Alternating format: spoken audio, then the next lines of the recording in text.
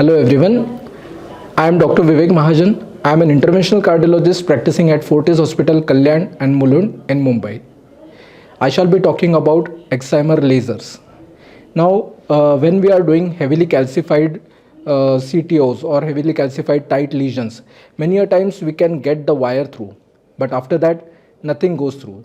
Even the smallest balloon of 0.75 millimeters does not cross. Then we are left with the option of the microcatheter and then exchanging it with the rotablator wire, but many a times the microcatheter does not cross. And that is the end of the procedure. But now we don't have to get disheartened. We have a new technology at our disposal, and that is the excimer laser. And here the laser delivers energy at the tip of the laser catheter.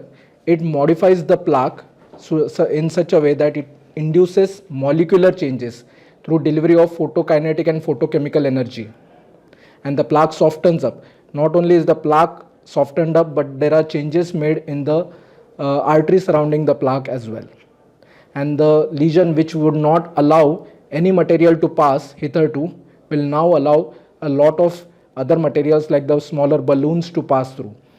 Many a times the ELCA catheter or the laser catheter will just walk through the lesion, and the procedure will become much simpler. But sometimes the ELCA catheter will not cross the lesion, but it will still induce changes in the lesion, and then the procedure becomes much easier. The other materials can get through the lesion very easily.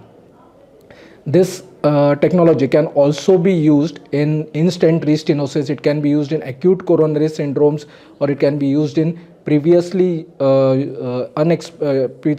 deployed unexpanded stents.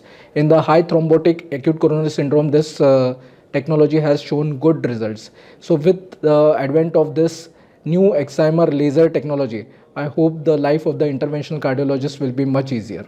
Thank you.